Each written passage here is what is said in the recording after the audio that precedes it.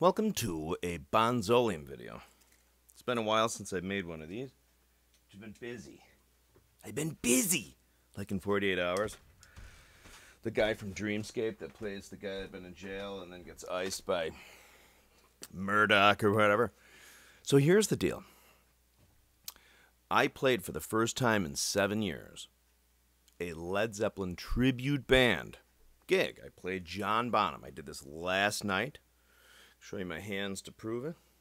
These blisters aren't as bad as they typically are if I haven't played for a while, but we drummers know what these are. Eventually you play a few more times and then you got the nice light a match on the callus kind of thing. So, I'm pleased to say I think it went well. At some point in here I will insert a little bit of a video of me playing Moby Dick, the hand part.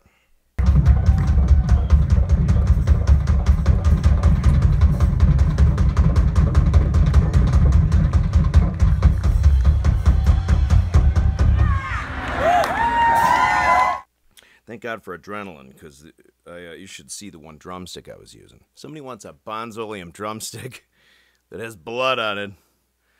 It's yours. Actually, no, it's not yours. I got to keep it for memorabilia's sake. But anyway, so I got to tell you honestly, I was a brick over this gig. My main man, Frank, the band's name is called Kashmir. Okay, they're in and out of Chicago. Now, I played with them from maybe March of '09 to like May or June of 2010. So maybe about 15 or 16 months. And then I just had other stuff come up. I couldn't do it anymore. So Frank called me. Frank, the guitar player, Frank Livingston, God love him. Great player. Runs the band, tight ship. He calls me. It's like, Terry, listen, how are you? I haven't talked to you for a while. Hope everything's okay. We have some gigs this summer, because obviously summer is the big gig time. It's like where our guy can't do the gig. And he's like, can you do any? And of course, for the past few years, I've been like, no, can't. Because I've been having some problems with my wrists. I think it's arthritis, actually. But anyway. So I said, all right, well, forward me the list of shows. So he forwards me the list of about 10 shows, and I pick one that's 90 minutes, okay, instead of the usual. Because these guys will sometimes do an hour and a half, take like maybe a 10 or 15-minute break, and then do like an hour and a half again. So it's a marathon, man. It's like riding a spin bike. I rode a spin bike when I went to a spin class with my wife a few years ago. I did it a couple times. I don't know what I was thinking, because I almost died of a heart attack each time. So doing these gigs, I can't tell you. It's like having to ride. It's like having to ride a spin bike or do a stress test in front of 1,000 people. I think there were a good 1,000 people there last night, where everybody's watching you, which is bad enough if you get the nerves a little bit. But also, too, I thought there was really a high likelihood that maybe at some point in the 4th or 5th song, I was going to have to stop and be like, dude, I need like a 10-minute break. Thank God that didn't happen. And I can't tell you how nervous I was. I really was, because I haven't done it for 7 years. And it really is. It's almost like foxhole kind of adrenaline stuff. Like, you go up there, I'll rattle. Oh, here's what happened. A couple things happened. So here, what we do is we sequence just 2 songs, because we don't have a keyboard player. Or they don't have a keyboard player. So Kashmir's proper, the song, and then Since I've Been Loving You. Now, back 7 years ago, I'd put on the headphones, like Keith Moon. I have the headphones here somewhere. But you also had the wig on, which killed the seal. So there'd be sometimes you'd play and you just wouldn't hear what was going on. It was a nightmare. So the other drummer was using these Apple earpieces, I guess, ear pods, whatever they're called, the youngins. And I had went out and bought these Shure E215s or whatever, but they didn't come with the proper, I thought, the picture said they were going to come with these like super like triple layered sort of things I could jam in my ears. They didn't come with those. They came with some kind of squishy things, which I probably could have used anyway. Anyway, so the other drummer said he used those, so I got them. I took them out of our drawer. We got an iPhone. I'm like, here, I'm going to use these. So I had mountains of anxiety over that, because I just wanted to make sure I was going to hear it. It's loud up there. As anybody knows, when you play a gig, you got a monitor, plus you have Frank with his Marshalls, 100-watt Marshalls, which are LOUD. And let me see what else. It was really interesting. So honestly, I got to tell you, for 2 weeks, because I agreed to do it 2 weeks ago, I really had been walking around here like, I explained this to my wife. It's like I felt like come Thursday, which was last night, but like for the last 2 weeks, it's like come Thursday, I'm going to the gallows, and there's an 80% chance that the rope is going to break. Does that make sense? Meaning that if it breaks, I don't die, like I'm off the hook and I'm a free man. But there's a 20% chance it ain't going to break. I'm going to be like, you know what I'm saying? Which would be me stopping halfway through, like the song remains the same or something, being like, time out, everybody. You know, I'm just going to go into the urinal for 5 minutes and just be like, you know what I'm saying? Or die of a heart attack in front of 1,000 people, which there was a high likelihood, I thought. So what I did for 2 weeks, it was almost like Rocky. I crammed.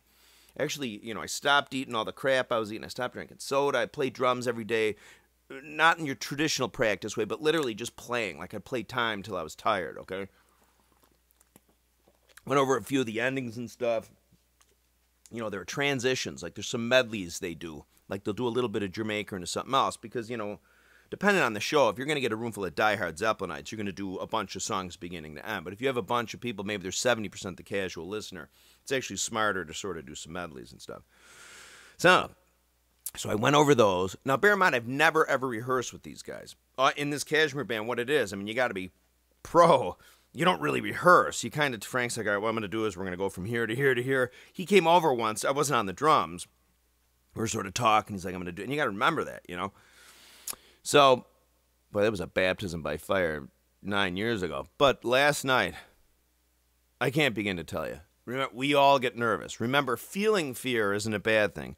It's how you react to it. So anyway, so I'm up there, right? So you get to the gig. It's kind of cool.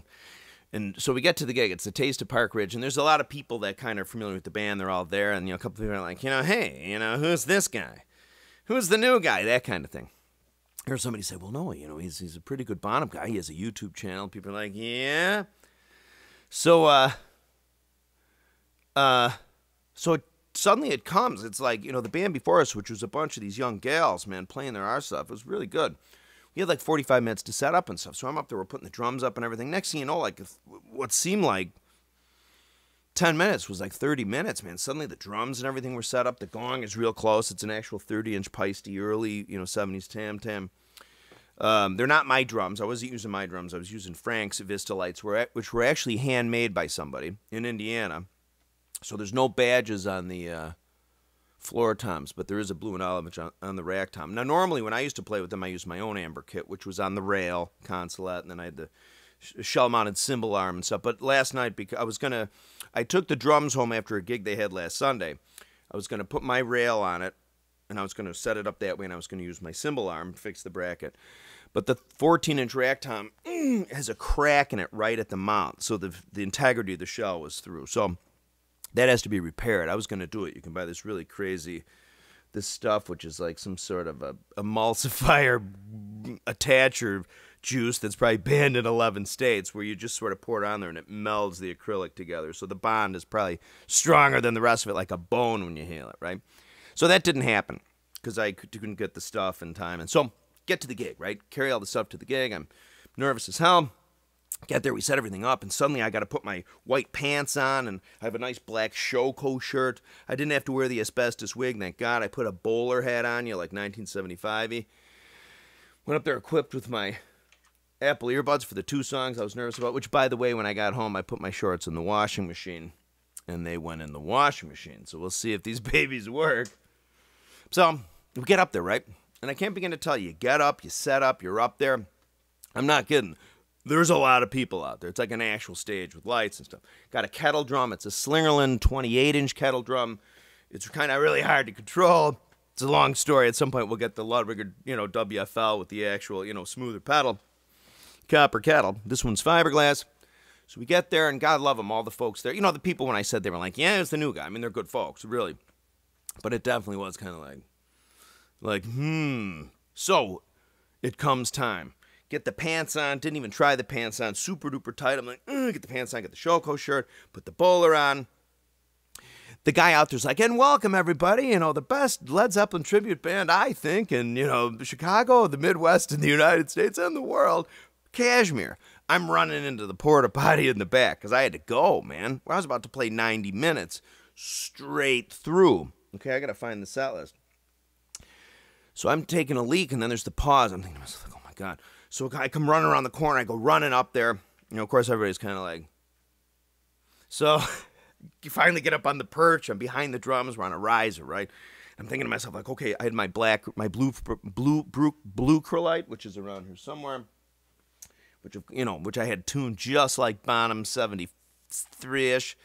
And so it comes time for rock and roll, which is, for me, the hardest song to go through. I mean, even I don't play the eighth notes with the left hand.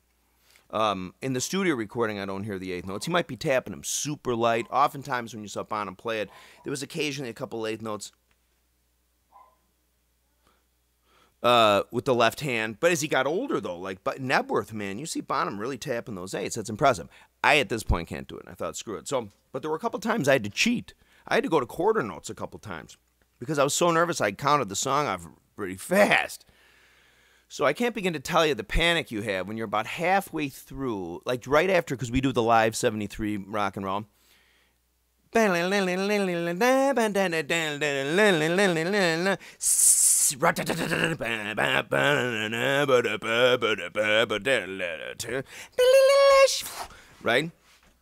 Right about there, always, I'm kind of like I feel like I kind of like have to stop. But you know what? You can't. Because you're playing the song, you're a professional, and there's 1,000 freaking people out there, like, you know what I'm saying? It's very stressful. So then, all right, so what do? We did rock and roll all the way through, and then we go right into Celebration Day, which is a nightmare, even though it's not necessarily that fast. I'm so wiped out for rock and roll. When I do the fills in Celebration Day, I'm literally holding the sticks. I have at the moment. So here's the stick, the top of it. Instead of, this, I'm literally playing the fills like this, man. I swear to God. So make it through a Celebration Day. The whole song, just like the live Madison Square Garden. Then we do the Lemon song. So the Lemon song's kind of a long song. There's a lot of things sort of in the middle, like little fills and hi-hat things you got to remember, which I thought I maybe did about 68% of. But at this point, I was super fatigued, and I was really nervous, and my tux was at the cleaners. There were locusts. So make it through Lemon song. Of course, I botched the first, ba ba ba da da da boom ba ba ba da boom ba da da. Suddenly that came, and I was like, wait a minute. I did the bass drum. How many snare hits? And I panic strict. Sort of, there was about a quarter of a second, like, and suddenly we're in it, right? We're kicking. It's great. I'm a little relaxed at this point. It's the third song. I'm not crossed over, so I'm not as tight. And I'm playing, the ride that da da da ba ba ba da da da da. You know what I'm saying? And after that, what do we do after that? We went into how many more times, okay? So that can be a minefield of little stops and stuff. And I did mess up one of the, instead of da-da-da-da-da-da, toward the end of the tune, I did ba-ba-ba-ba-ba-ba, which is kind of neat, because da-da-da-da-da-da and ba-ba-ba-ba, those are played perfectly. It kind of sound kind of cool. It's almost herd-y, I tell myself. Anyway. So that was a little bit of a horror show, but then we made it through that, okay? So there's 4 songs. After that, we got to... let me tell a quick... Here's a quick thing, too. So Frank calls me up the day before the show, day before yesterday. He's like, all right, Terry, there's a change of plans. Instead of doing this set list that we've been talking about doing for the past 10 days, here's another set list we're going to do. I talked to the promoter. He wants to cut out some of the more obscure stuff. And of course, it's smart in that case, if there's going to be a lot of people there, to cut out Moby Dick, too. I mean, it is, from a business standpoint. So I was relieved. I'm like, thank God I don't have to do Moby Dick. So there was a set list A and then a set list B for that. So there's a set list A and set list B possibilities we're going to do that don't have Moby and stuff. Like, I thought we were going to go with those, one or the other, come gig time, not the one that we talked about for 10 days. So I didn't even print up the one for 10 days. Print up the other 2. We're there, ready to go.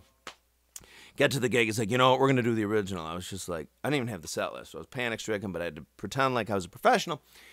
Get up and we're playing the gig, and during the gig, I'm literally a few times, I'm on my cell phone, and people probably thought, like, look at that unprofessional texting. I wasn't texting. I was trying to get on my Hotmail. And, I finally think I found the set list with, like, 4 songs to go. Anyway, so that happened. And then, I'm not knocking Frank for that. I mean, God love him. He's a smart guy. So we ended up, so then, of course, we had to do Moby Dick. So we had to do the truncated Moby Dick. So the little clip I'm going to put in here, I already did put up, is me playing with the hands.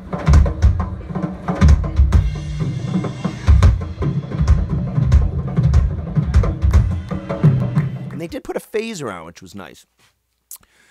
And the funny thing is, when you're doing Moby Dick, especially outdoors like that on Vista lights where they're really bingy, when you're playing Moby Dick and you're doing the stuff right, it really sounds tinny and thin. You want to overplay a little because it doesn't, but that's just an illusion. When you're out in the audience, it sounds really beefy. So anyway, so after how many more times? What did we do? We were going to do, in the other set list, we were going to do the Wanton song. Wait, did we do the Wanton song? I don't think we did. And then we did, like, What Is and What Could Never Be. And then we did a little bit of Jamaica, and then into, like, we did the whole end of the live Madison Square Garden, but we truncated the end. No, we didn't, I guess. And then, anyway, so the last song we did is Whole Lot. Oh, wait, I'm sorry. After how many more times? We did a little bit of, I don't know, Moby Dick was like 7. So, of course, I'm dying. You know what I mean? I'm out of gas. Not only that, I'm sweating. I mean, I am sopping wet. So the sticks I'm holding, I had, what I used to do back in 7 years ago is I would really sandpaper the lower part of the stick because you're going to lose it. My sticks were shiny, man. These were shiny new Vic Firths, man. Can't believe I didn't drop a few of those. So Moby Dick we go through. And then what the hell do we do after that? Oh, the song remains the same live. God, man, I needed an oxygen mask like there was no tomorrow. Let me check the time on this guy.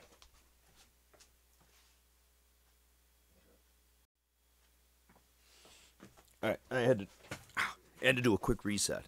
So let me do the song remains the same live. And by then I started feeling my kind of old school, sort of the energy coming back. You know when you're sort of out of shape for a while, and then after you're doing it for a while, suddenly you kind of feel your cardiovascular, and you start getting energy, and you're starting to do it again. But the only problem is my hands didn't feel like agreeing. They weren't really going with the program. So even though I had energy and stuff, like my fills and stuff were kind of like, you know what I'm saying? So then, let me see. So, we did Stairway to Heaven. We do that live, just like Madison Square Garden. I'm proud to say we normally smoke it like a Cornish hen, although last night one thing that dawned on me too, which was kind of a nightmare, as I ran up to the stage late and we went on, as soon as we started playing, I realized Frank's guitars, acoustic and everything, wasn't in my monitor. Now, I could still hear it. You know, this kind of is tucks at the cleaners, but really, I couldn't hear it. So there are a few points, you know, when you're up in front of all those people and these things happen, I mean, it's nerve-wracking, man. I almost feel like I'm flying like the 737 back to the airport after, you know, one of the engines has fallen off the plane, you know.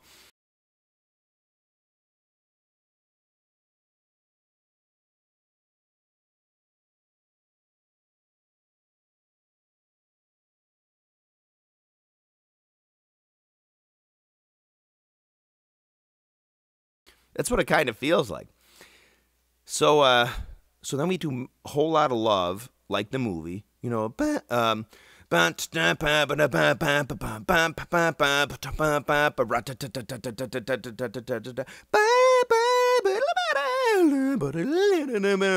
Key change. Boom,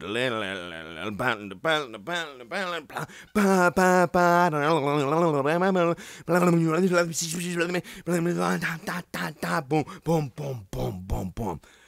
Go to hit the gong, and of course the gong's like right behind me. So it's like you pick the mallet up, you can't even go like this. It's like I'm hitting it with my elbow, I'm punching it. I swear to God, I can't believe I didn't break my hand. So all in all, it went pretty well. Apart from my little wounds here and the fact that I do feel like I was wrestling a tiger last night, I'm pretty happy with it. So I'm going to be doing more of these Kashmir gigs, the Chicago band. So what I'm going to do at some point, I would like to videotape it, have a camera on me the whole time. Maybe 2, so you can see at least how I'm playing it. On my foot, too. And I do have to do some surgery on Frank's Amber Vista lights, homemade Amber Vista lights. But yeah, I was happy with it. I used 505s, an 18-inch crash is my crash, and a 20-inch 505 medium is my right. Because my 505 18-inch crash actually sounded more Song Remains the Samey than my 1976 Peisty 2002 Black Label medium, which is what Bonham had. Not the year, but the model. Boy, I'm telling you, those 505s are shaped just like the original Giant Beats. They're golden. They really are, man. Those 505s are just the shiznit. My hats were a top late model Sound Edge from 15 years ago that I had never really played. And then my bottom was a 1976 Black Label Sound Edge bottom. I had the fake ching ring because the original ching ring doesn't have a hole big enough to fit on the modern rods. I had my 24-inch 2002 ride, but which is from about 16 years ago when Peisty really went through a phase where those were really heavy, man. This thing's like 3,900 grams. It'd be nice if it was, I mean, original Giant Beat 24s were like in the 2,800, 30, maybe 3,100 range. And I think the ones they have now, the multi-24s, are about there, maybe a little lighter even, which is the same. The 24 Giant Beat multis are the exact same symbol as the Alex Van Halen 2002 model. You know, the one where somebody's flipping you off, like the My Three Sons dad's flipping you off. So I would like to maybe have a 2,500 2002 ride. Eric Peisty, if you want to send me one, that'd be terrific. And my 15-inch Sound Edge Giant Beat hats. But it was great, man. It went well. I did not die of a heart attack. My hands, albeit this is natural. This happens. You build the calluses up. Maybe instead of Celebration Day after rock and roll, we can do into